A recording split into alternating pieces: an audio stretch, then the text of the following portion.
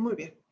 Entonces, lo que les estaba comentando es, hoy vamos a hablar de secuencia didáctica, pero no es una presentación que yo ya traiga y que empiece a explicar, sino que la presentación la voy a ir construyendo aquí con ustedes, con todos. Entonces, vamos a ver. Les estaba comentando, bueno, de alguna manera ya habíamos comenzado y les estaba comentando esto. Nosotros, en educación media superior, planeamos con base en secuencias didácticas. Hablamos de una situación de aprendizaje que es precisamente esa situación en la que el docente tiene la intencionalidad del logro de aprendizajes esperados o del logro de algo. Entonces, lo que estamos haciendo es tener dos grandes situaciones de aprendizaje. Una es la secuencia didáctica y otro es el proyecto. Entonces, nosotros en media superior nos vamos por la secuencia didáctica. Es nuestra herramienta de trabajo. ¿Podemos hacer proyectos? Sí, pero de hecho hasta los proyectos de alguna manera tenemos que convertirlos en secuencias didácticas. Claro, para eso se necesita ya un poco más de habilidad, pero comenzamos entonces con esas secuencias didácticas. Perfecto. Ahora, ¿qué es una secuencia didáctica? Bueno, pues como su nombre lo dice, es un conjunto de actividades que están encadenadas entre sí, concatenadas entre sí, cuyo propósito es la apropiación de una unidad, de un tema, de un bloque o de un aprendizaje esperado. Eso podríamos decir nosotros que es una secuencia didáctica. Entonces, el nombre está ahí, secuencia. Estamos concatenados, estamos encadenaditos, ¿sí? Perfecto. Entonces, ahí estamos. Ahora, esta secuencia didáctica tiene tres fases muy, muy evidentes. Tiene tres fases bien caracterizadas. Tiene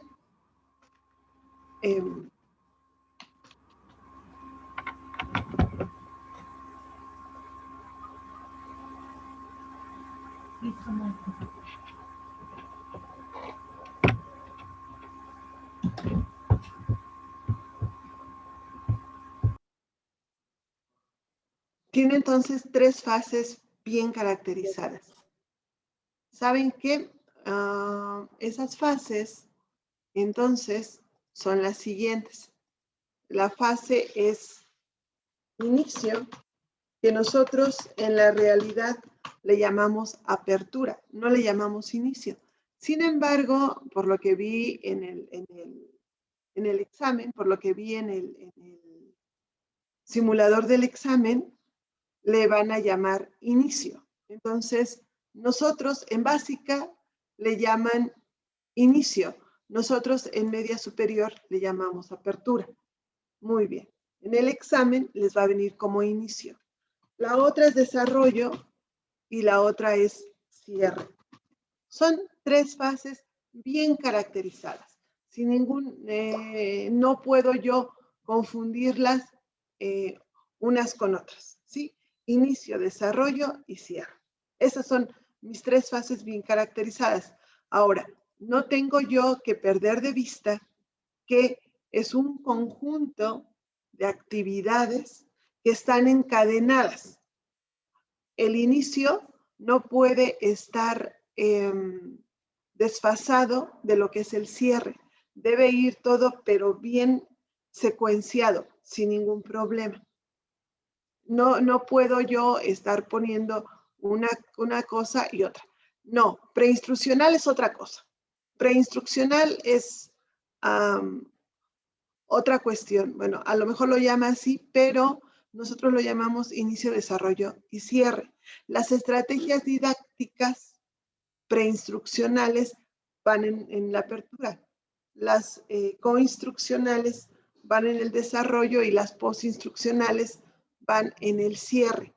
¿Cuál es la razón? Ahorita vamos a ver cuál es la razón de eso, de preinstruccional, coinstruccional y postinstruccional, pero no es lo mismo, no es lo mismo. Entonces, ahora, ¿qué pasa en cada una de esas tres fases? Bueno, lo que pasa es lo siguiente. ¿Para qué queremos la fase de inicio? ¿Cuál es la razón de la fase de inicio? ¿Cuál es la razón de la fase de desarrollo?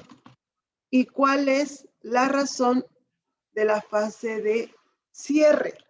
Cada una de ellas tiene su propia razón. Como yo les decía, no las podemos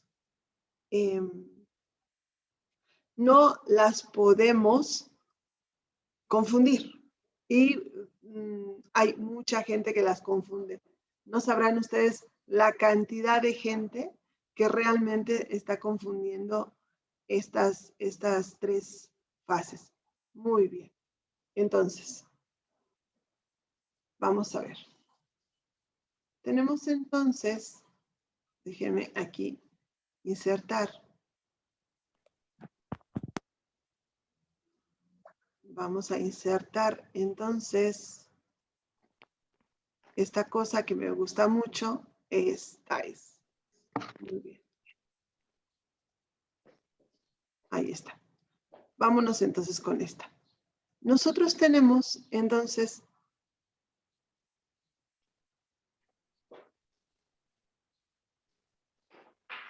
ahí está. Tenemos nuestra secuencia didáctica y dijimos que aquí tenemos una apertura que en el examen se los van a manejar como inicio, pero en realidad cuando ya estén trabajando esa apertura, desarrollo, cierre. Muy bien. Esta cosa que nosotros tenemos aquí tiene muy clara una columna vertebral. Esa columna vertebral es lo que yo voy a estar trabajando. Y en nuestro caso, esta columna vertebral, de lo que yo voy a estar trabajando, es el aprendizaje esperado. Eso es lo que yo voy a estar trabajando. Ahora, puedo estar trabajando un solo aprendizaje esperado o puedo estar trabajando un conjunto de aprendizajes esperados. Puedo estar trabajando un contenido central. ¿De qué va a depender? Va a depender de lo que yo haga. Yo soy el artista, yo soy el diseñador de esta cuestión, o diseñadora, como le queramos decir. Yo siempre lo veo así y lo creo así. Cuando nosotros planeamos, tenemos una metodología.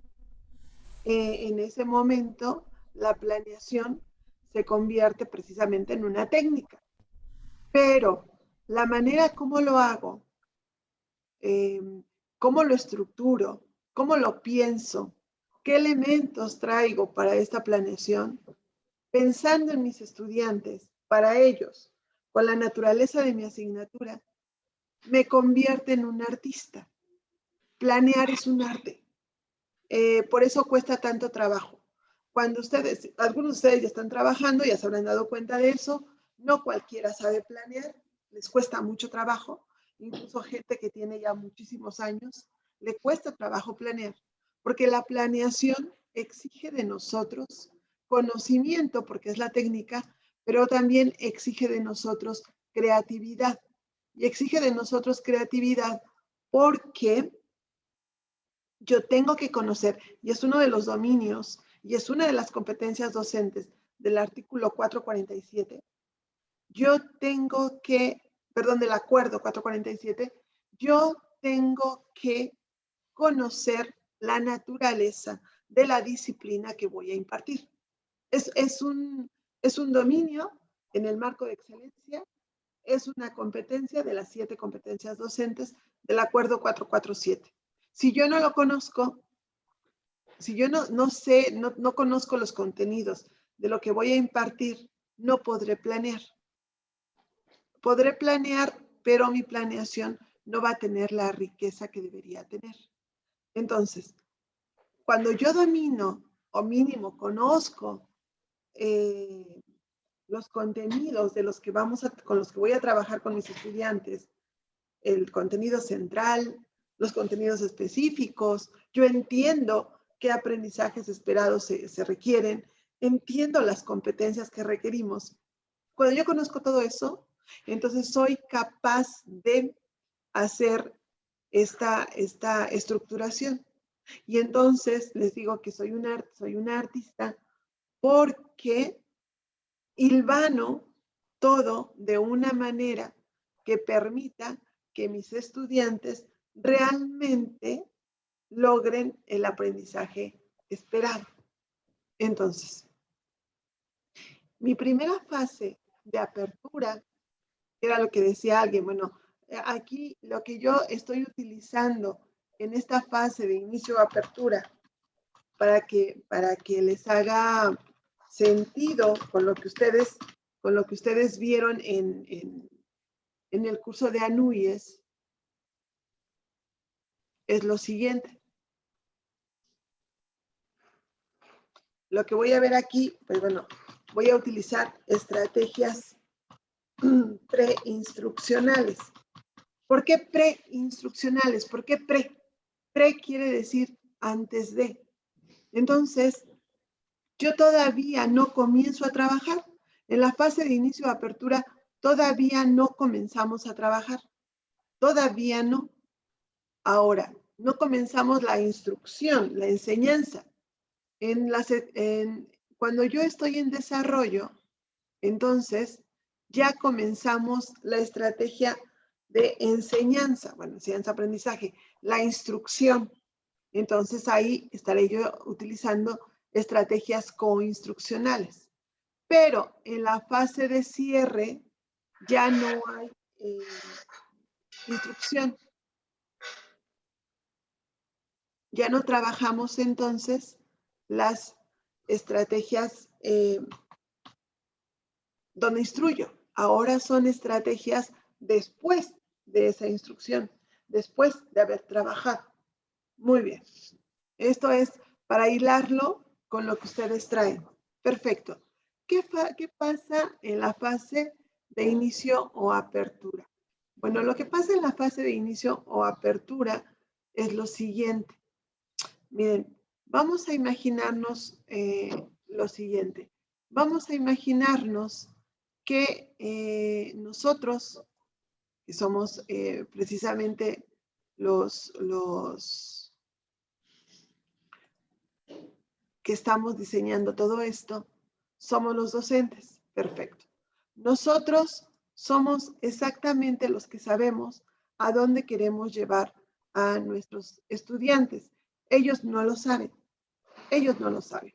Somos nosotros entonces los que tenemos que armar toda una estrategia para que ellos puedan llegar al conocimiento. De otra manera, no podríamos hacerlo. Muy bien. Entonces, vamos a poner esta imagen y vamos a poner así, miren. Vamos a suponer, y me gusta verlo así, y creo que es la mejor manera de verlo. Vamos a suponer que nosotros, docentes, conocemos este río.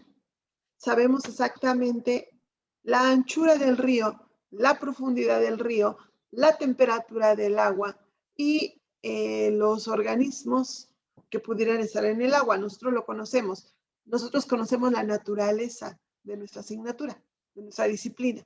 Nosotros lo conocemos. Entonces, todos nuestros estudiantes están en esta orilla y tienen que pasar a la otra orilla.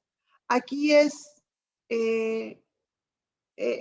antes de que comencemos nosotros a trabajar los aprendizajes esperados, y acá ya están entonces con el logro de aprendizajes esperados. Tenemos que cruzar un río. Perfecto. Entonces, yo soy la docente y yo tengo que llegar para que ellos, yo tengo que hacer cosas para que ellos puedan llegar allá, ¿sí? ¿Qué es lo que yo tengo que hacer? Bueno, lo que yo tengo que hacer es esto. Ese río, en realidad, es esta secuencia didáctica. Perfecto. Entonces, en este cruce del río, yo que sí conozco para dónde van, tengo que hacer una estrategia tal que les permita a ellos llegar a buen puerto del otro lado. Y aquí comenzamos con lo siguiente. Nosotros, y esto viene, me parece que, no recuerdo en qué módulo viene, pero ahí está. Muy bien. Nosotros estamos trabajando con un paradigma pedagógico que se llama constructivismo. El constructivismo no es una teoría. El constructivismo es un conjunto de teorías. No es una sola. Son varias teorías. ¿Sí?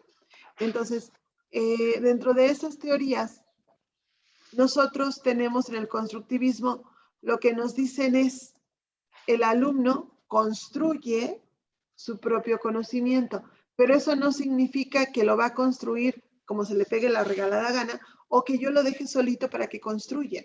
Yo tengo que irlo guiando. No puedo dejarlo solito en esta construcción de conocimiento. No puedo.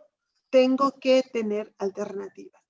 Muy bien. Y entonces, una de las primeras cosas que yo tengo que saber es que debe haber un aprendizaje significativo. Debe haber un aprendizaje significativo. Si al estudiante no le significa nada, no es importante para él lo que estamos platicando, no va a pasar, no va a lograr los aprendizajes esperados. No los va a lograr. Simple y sencillamente porque para él no es significante. No le habla de nada. No lo interpela. Y ahorita pasó, ¿no? Cuando yo comencé a hablar de secuencia didáctica, lo primero, la pregunta fue, ¿será significativo para mí? Por favor, dígame si es significativo para mí. Entonces, necesitamos que signifique. Ahora, para que esto signifique algo, si yo ahorita les comienzo a hablar de preapúlidos y sipungúlidos y comienzo y empiezo a hablar, bueno, hablemos. Los preapúlidos y los sipungúlidos son pseudocelomados. Ajá, chido. ¿Y eso qué? Yo tengo que situar primero y entonces tengo que tener, por lo tanto, un aprendizaje significativo. Y para eso, muy importante, yo tengo que tener aprendizaje previo. Yo tengo que tener aprendizajes previos. Si no tengo aprendizajes previos, lo que nosotros o lo que estemos hablando en clase, pues no va a ser tan significativo. No lo va a ser. Entonces, la persona que dijo esto viene de una teoría que no importa el nombre de las teorías porque no se los van a preguntar, pero es la teoría cognitiva y nos está hablando. Ausubel es el principal exponente que nos habla de aprendizajes significativos y aprendizajes previos. Ese es el principal. Perfecto. Luego hay otra teoría de una persona que vivió hace un siglo, Vygotsky, y lo que Vygotsky nos dice es que debe haber un trabajo colaborativo, debe haber un aprendizaje social.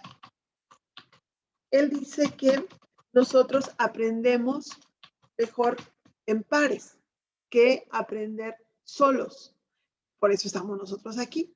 Entonces, en este trabajo colaborativo y aprendizaje social, él dice también que hay un concepto que se llama zona de desarrollo proximal. Y en esta zona de desarrollo proximal, lo que Vygotsky está diciendo es que nosotros, hagan de cuenta que yo soy una alumna, yo tengo ciertos conocimientos. Entonces, los conocimientos que yo tengo posibilitan que yo tenga una zona imaginaria alrededor de mí, una zona imaginaria alrededor de mí de aprendizaje. Y esa es mi zona de desarrollo proximal. Por ejemplo, si yo en ese momento les estoy hablando de secuencia didáctica, llevaron ya un curso de Anuyes. Su zona de desarrollo proximal en cuanto a secuencia didáctica es muy amplia, muy amplia. Y podemos llegar a aprendizajes más fuertes, por eso les estoy hablando de esto. Pero sí, cuando ustedes salieron apenas de la universidad, hubiéramos comenzado a hablarles inmediatamente de secuencia didáctica, su zona de desarrollo proximal hubiera sido más reducida. No hubieran entendido bien a bien de qué estábamos hablando. Bueno, ¿y esta de qué es lo que me está diciendo? Entonces, con base en este concepto de zona de desarrollo proximal, hay otro autor de apellido Brunner que habla de andamiaje. ¿Qué es esto de andamiaje? Y esto es muy interesante y esto es muy importante. Seguramente ustedes han visto cuando cuando ponen los colados de las casas, que ponen abajo una estructura de madera sobre la cual van a echar este techo, este colado. Bueno, eso que se pone abajo es el andamiaje. Y entonces lo que nosotros hacemos como docentes es tender ese andamiaje para que nuestros estudiantes puedan construir su conocimiento sobre ese andamiaje. Y volviendo al ejemplo del río, cuando yo entiendo cuáles podrían ser los conocimientos previos de mis estudiantes, conozco la naturaleza de mi disciplina, conozco el río y sé a dónde tienen que llegar, yo soy capaz de tenderles un andamiaje que les permita cruzar el río. Entonces, yo sabré dónde poner las piedras para que ellos vayan cruzando ese río. Lo pondré en zonas estratégicas. No lo pondré en cualquier lugar. Si lo hago en cualquier lugar, no estoy entendiendo nada. Entonces, ese andamiaje es el que tiende el docente para que sus estudiantes lleguen al otro lado, construyan el conocimiento. Y una tercera teoría, que es la de Piaget, nos está hablando de equilibrio, desequilibrio.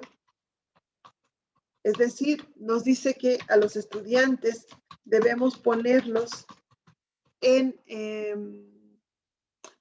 tenemos que darles retos cognitivos. De ahí viene lo de darles tareas inéditas. Ahorita hay mucha gente que se está quejando que sus alumnos copian en internet. Pues no es culpa de los alumnos, es culpa del docente inteligente que no les está dando tareas inéditas, tareas que ellos tengan que construir.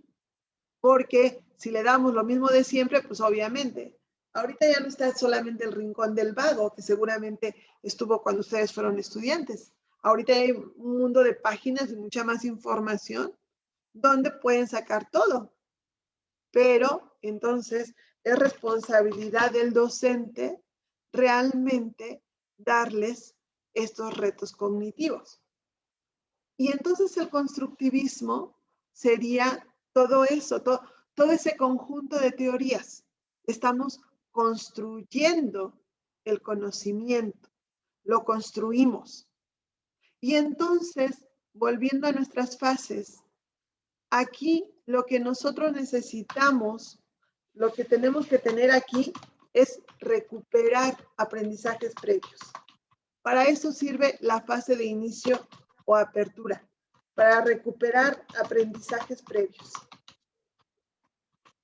Para eso sirve. Es que en mi escuela, maestra, lo utilizan para darle a los alumnos las reglas del juego. No saben hacer secuencias didácticas. Yo necesito saber primero qué saben mis chicos para ayudarlos a cruzar el río. Si yo no sé qué saben, no, difícilmente los voy a ayudar. Va a ser un monólogo, no va a ser un diálogo. Porque además, la recuperación de aprendizajes previos es para que yo sepa qué saben ellos de lo que vamos a trabajar, pero para que también ellos se acuerden de qué es lo que saben. Porque si no lo hacemos, el conocimiento que tengamos no va a ser significativo, va a ser frágil. Entonces, necesito tener un tiempo para hacerlo. Las reglas en el encuadre. Cuando yo hago mi planeación didáctica al inicio del curso, es cuando hacemos el pacto educativo. Es cuando les doy las reglas del juego, al inicio del curso. Ya me tomo una sesión para que platiquemos, veamos cómo. Y todo lo demás lo trabajo con secuencias didácticas. Así de fácil. La secuencia didáctica tiene una columna vertebral, que es el aprendizaje esperado, o tema, o bloque, o contenido central, dependiendo de cómo esté yo trabajando, porque además yo soy quien hago la dosificación de los contenidos. Nadie más puede hacerlo porque va a depender de mi grupo. Para eso tengo yo que hacer el diagnóstico. Para eso tengo yo que conocerme a mí y saber hasta dónde, cómo puedo llegar. Por eso es un arte, porque tengo que dosificar. Por eso conozco la disciplina. Entonces, el encuadre, como le llama, seguramente de Getty, el encuadre, pues es al inicio, ¿sí? Pero después ya trabajamos estos contenidos centrales o aprendizajes esperados y ya no me meto con reglas del juego, porque es muy claro. En el inicio, yo recupero aprendizajes previos. Para eso me sirve el inicio, para recuperar aprendizajes previos, no para otra cosa. Entonces, ¿cómo recupero aprendizajes previos? Ahí están las estrategias preinstruccionales. Puedo recuperarlos por preguntas dirigidas, cuestionarios, un organizador gráfico. Hay miles de cosas para que ellos me digan qué saben y para que se acuerden qué saben. Así de fácil. Ahora, una vez que recuperamos las secuencias didácticas, la planeación es un plan. Yo tengo pensado ir a Francia. Hago un plan. Muy bien. Pero ese plan no lo voy a seguir al 100%. ¿Por qué? Porque pueden pasar imponderables. A lo mejor llovió mucho y en mi plan no estaba que iba a llover tanto. Entonces, en ese momento, yo tengo que hacer una estrategia emergente. Entonces, esa estrategia emergente o esa acción emergente tiene que ver con las diferentes condiciones. Yo planeo al inicio, pero es un plan. Y entonces voy adecuando mi plan de acuerdo a cómo vayan pasando las cosas. Yo adecuo mi plan, pero tengo el plan. ¿Sí? Si aquí me doy cuenta en el inicio que el contenido central o que los aprendizajes esperados de ellos ya están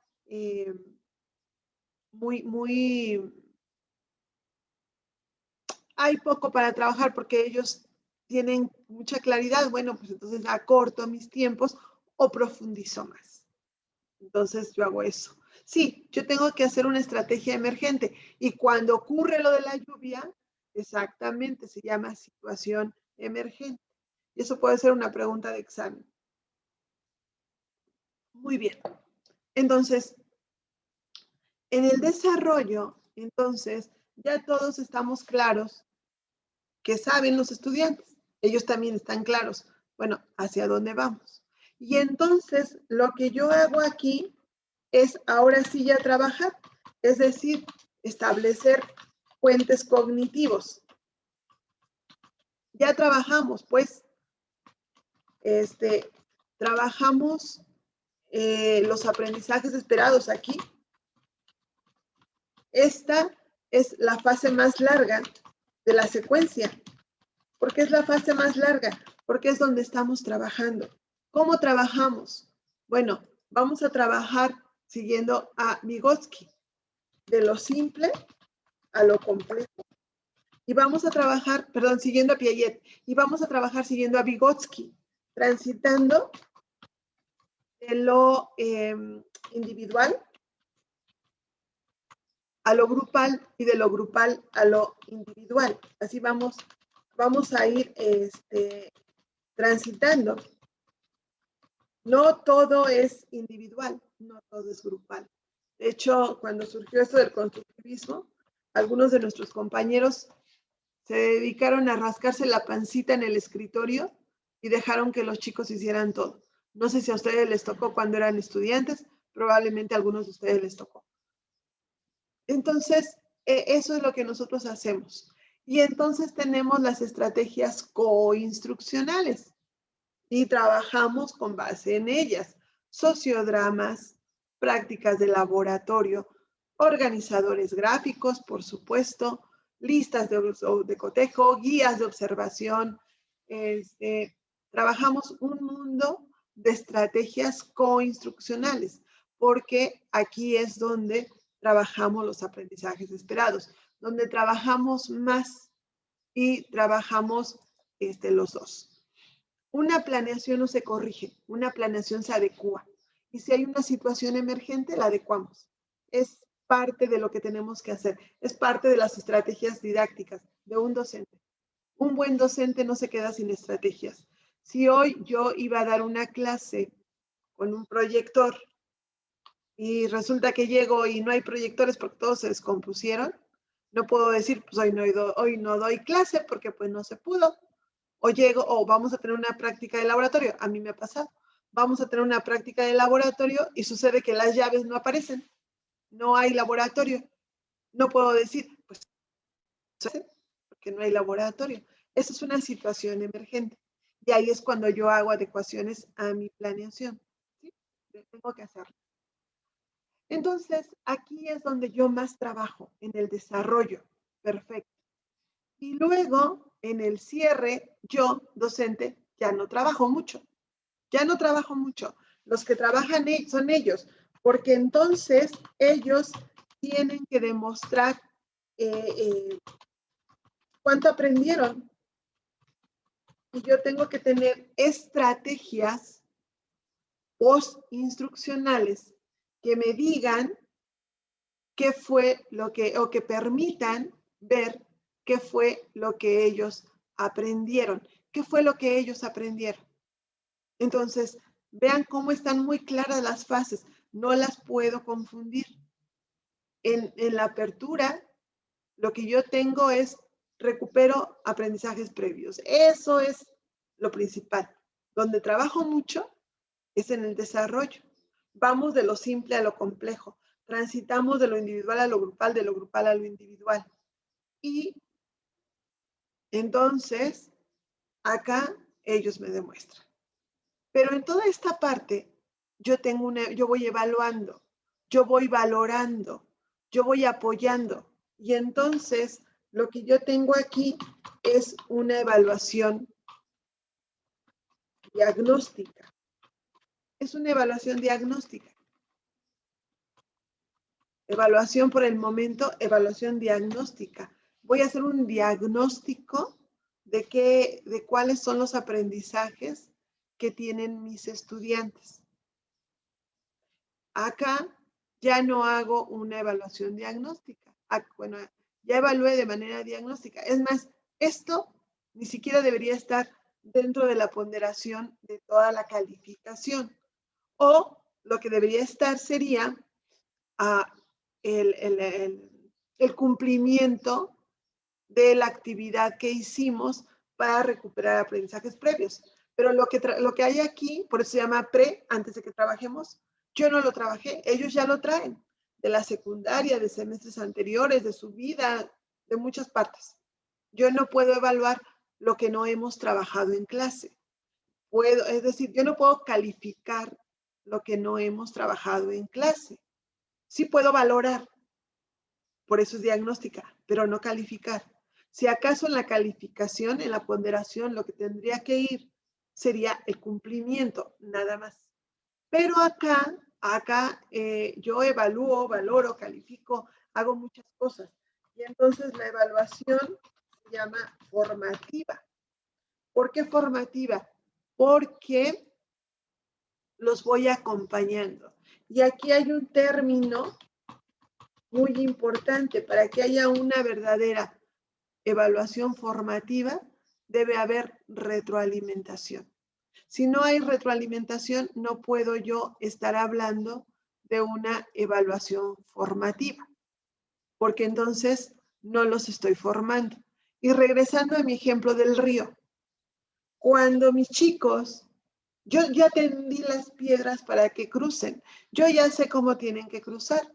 Algunos de ellos probablemente me dicen, maestra, o en los aprendizajes previos, veo que han pasado un río similar muchas veces. Les doy más libertad, puede ser. Veo que otros le tienen miedo al agua. Entonces, una de mis adecuaciones es, bueno, te voy acompañando, te pongo más piedritas, te doy un bastón. Perfecto. Pero en el desarrollo voy retroalimentando. Si uno de ellos quiere ir saltando de 2 en 2 piedras y veo que no, que su salto no va a llegar y se me va a caer y se me va a estrellar, lo retroalimento y le digo, detente, detente, no es así, te tienes que ir paso a paso por esto y por lo otro. Si yo veo que uno de ellos tiene un paso muy largo, lo dejo y se lo digo, perfecto. También hay esa retroalimentación para impulsarlo. Adelante, vas bien, me parece, vas perfecto, adelante. Si uno de ellos se me quiere ir nadando, lo agarro y lo pongo en las piedras. Nadando no, no, porque hay peligros. Yo te pido que te vayas por aquí. Si uno de ellos va empujando a sus compañeros, también no vamos por ahí. Eso es la retroalimentación. ¿Cómo están yendo mis estudiantes en ese proceso? Y yo voy evaluando formativamente, los voy valorando para decirles, ¿vas bien? ¿No vas bien? Mira, no vas bien por esto. O, ¿por qué crees tú que estás yendo bien? O también me doy el tiempo de aprender. Alguno de ellos me puede enseñar algo nuevo y aprendo. Yo así he aprendido muchísimo con mis estudiantes. Entonces, la retroalimentación es básica en una evaluación formativa y se da principalmente en el desarrollo. Aquí no, aquí que les voy a retroalimentar si nunca hemos trabajado. Al contrario, de lo que ellos digan, entonces yo podré hacer ajustes, pero no retroalimento. Si, por ejemplo, ellos piensan que en la fotosíntesis las plantas se alimentan del agua, ya entenderé yo que un ajuste que tengo que hacer acá es que ellos comprendan cabalmente que no se alimentan de nada, que ellas hacen su propio alimento, que utilizan elementos del medio para hacer su alimento, pero no se alimentan de nada, ellas lo hacen. Entonces, en la evaluación formativa voy retroalimentando. ¿Cómo evalúo formativamente? Pues igual, evalúo con cuestionarios, con exámenes, con portafolio de evidencias, con rúbrica, con lista de cotejo, con guía de observación, con una red semántica. Yo evalúo de muchas maneras. Puedo evaluar de muchas formas. La cuestión es que es una evaluación formativa porque voy valorando si vamos bien o nos regresamos. De todos. Es complejo. Yo tengo un grupo con 57 alumnos. Ahorita no les doy clase porque soy su tutora, pero el semestre pasado sí les di clase. Y es complejo tener 57 alumnos. Tienes que echar mano de muchas estrategias. Pero se puede hacer. Se puede hacer. Ahora, para esto pues no les dejas un mundo de tareas, porque si les dejas un mundo de tareas, ¿cuándo se las calificas? Vas observando y vas trabajando y vas adecuando, vas preguntando. Muy bien. Ahora, cierro. Aquí yo trabajé como loca desesperada con ellos. Estuve al pendiente de cómo iban con el río. Run, run, run, run, pa. Perfecto. En el cierre es, a ver, entonces, demuéstrame cómo se cruza el río. Y lo único que hago es valorar cómo cruzan el río. Demuéstrame lo que aprendiste. Y entonces, lo que yo hago aquí es una evaluación sumativa.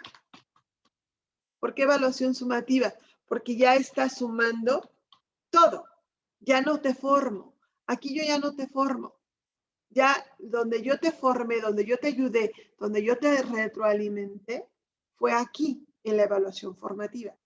Aquí en el desarrollo. Fue donde la mano del docente se tuvo que haber visto muy clara. Acá ya no. Acá ya no. Acá lo que hago es, vamos a ver cómo llegamos. ¿Sí? ¿Puede haber retroalimentación aquí? Sí, puede haber retroalimentación, por supuesto. Ya cuando veo cómo está, la puede haber, pero la retroalimentación, la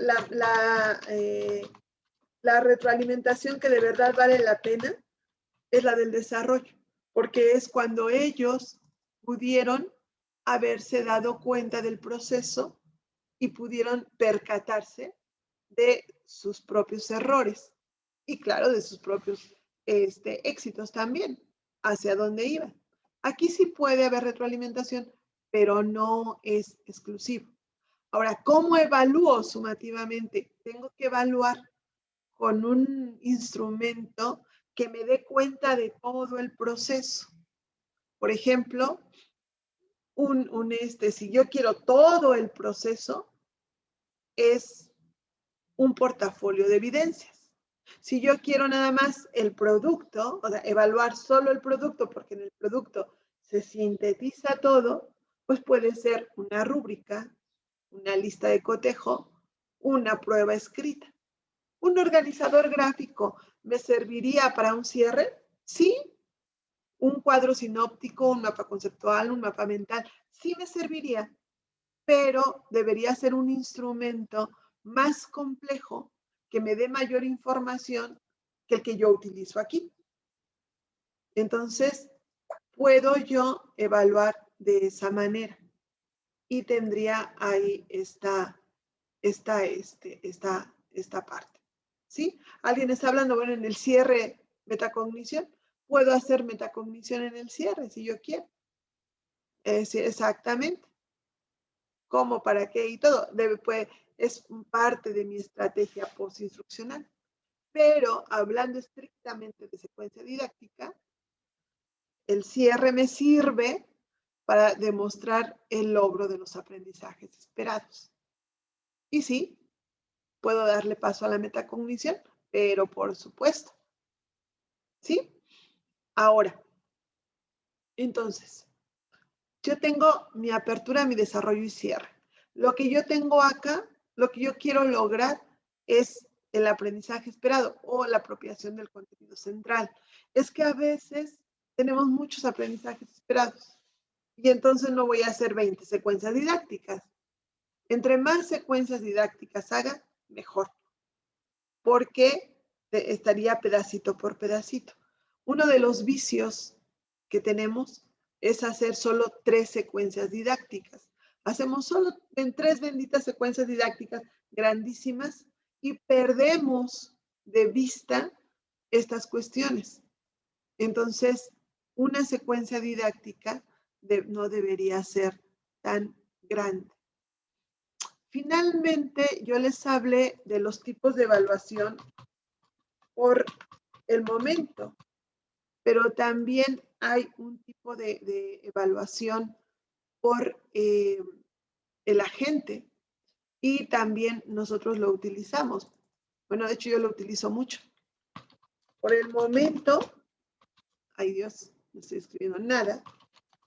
Por el momento, pues es precisamente la evaluación diagnóstica, la formativa y la sumativa. Así es. Eso es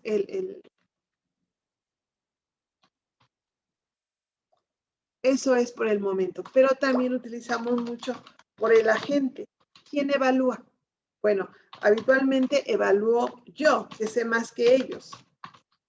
Habitualmente es la heteroevaluación.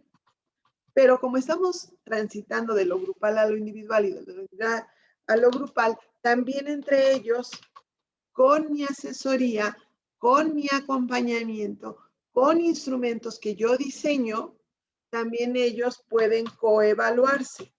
Porque si no, si nomás les digo, a ver, ponte una calificación, los echo a pelear. Entonces no se trata de eso, se trata de formar. Entonces, y también pueden ellos autoevaluarse. Entonces tenemos autoevaluación. Hay otros tipos de evaluación, pero en la secuencia didáctica utilizamos estos. Personalmente yo utilizo muchísimo la autoevaluación para las cuestiones de actitudes, ¿sí? Ahora, el aprendizaje esperado no es por grupo. El aprendizaje esperado es por alumno. Es el logro de los aprendizajes esperados de los alumnos. No es cuestión cuantitativa, es cuestión cualitativa. Acuérdense que el estudiante es el centro del hecho educativo. A mí me interesan mis 57 estudiantes, ¿sí? Puedo tener estadísticas y ver cómo fue el proceso. Si la mayoría de ellos no lo logró, pues entonces me regreso. Déjenme desactivar el audio. No sé de quién es. Ahí está. Tengo que ver si la mayoría de ellos lo logró. Si no lo logró, tengo que ver, porque es más, con uno que no lo logre, tengo que analizar qué fue lo que pasó. Por eso es una evaluación, es una valoración. De pronto, los alumnos están muy preocupados por reprobar. Bueno, pues es que si ustedes reprueban, también es para mí un indicador. ¿Cómo vamos? ¿Vamos bien o nos regresamos? ¿Por qué estamos reprobando? Entonces, si no se logró, pues vuelta para atrás. Decían ayer en una plática con unas psicólogas, una que está especializada en enseñanza de las matemáticas y que da matemáticas, que una vez su jefe le dijo, oye, ¿por qué vas tan atrasada en el programa? Y ella le respondió, bueno, Jesús, supongamos que se llame Jesús, bueno, Jesús, ¿quieres que trabaje, que vaya avanzando con el programa o que vaya avanzando con los alumnos? Y es cierto, ¿con quién queremos avanzar? ¿Con los alumnos o con el programa?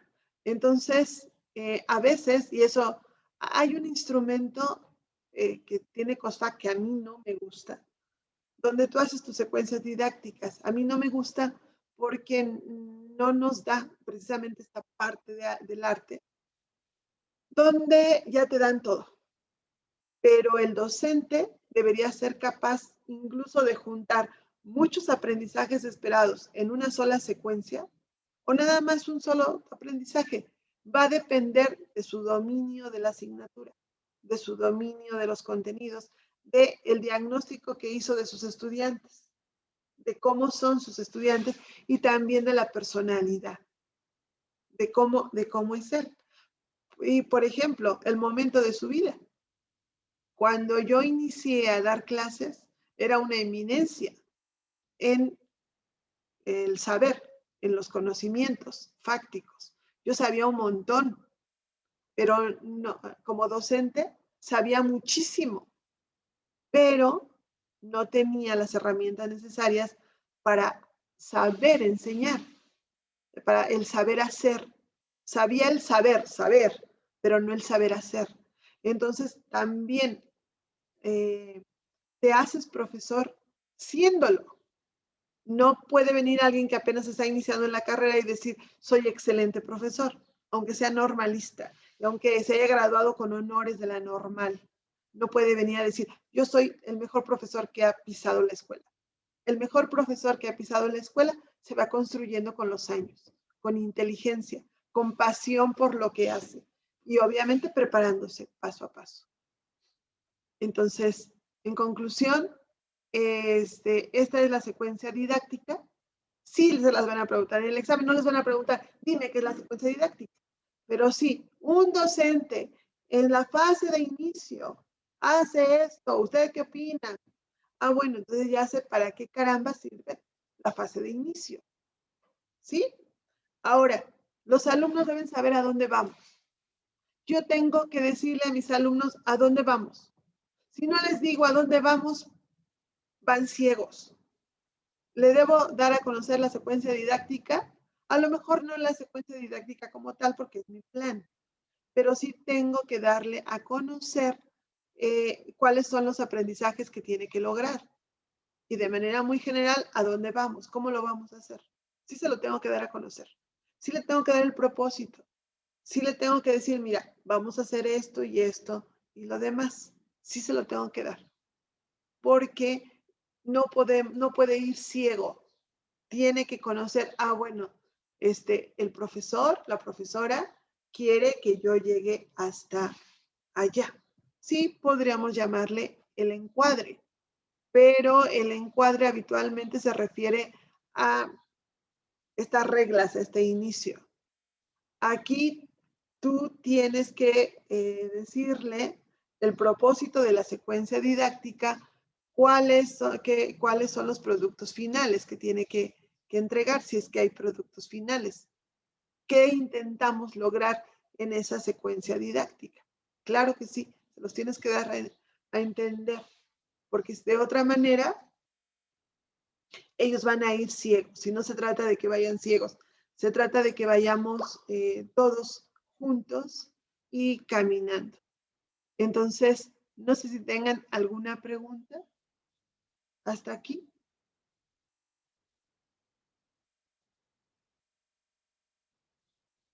¿No hay ninguna pregunta hasta aquí? Todo bien, maestra. De mi Todo parte. bien. Entonces, estamos ahí, estamos trabajando. Ya no nos vemos dentro de el lunes, pero acuérdense que estamos en contacto, ¿sí? Y que ahí está Classroom hasta que ustedes, para que ustedes lo utilicen hasta el 19 de junio. No voy a archivar las clases, ahí están. Seguimos en el grupo y seguimos en contacto. Simplemente no nos vemos, pero creo que abarcamos casi todo. Y lo que no, entonces lo vamos viendo. Les voy a dar una especie de guía y todavía les tengo que dar algunos reactivos. Es decir, todavía no terminamos totalmente. Ah, perfecto. Entonces nos va a seguir apoyando con material. Sí, sí. De Muchas hecho, gracias. íbamos a terminar el 19 de junio porque el 22 de mayo iba a ser el examen. Sí, así Pero, hasta que terminemos. Ay, gracias, qué lindos. Entonces, hasta que terminemos, ¿sale? Entonces, nos vemos, que estén muy bien. Igual, No nos bueno, olvide, maestra.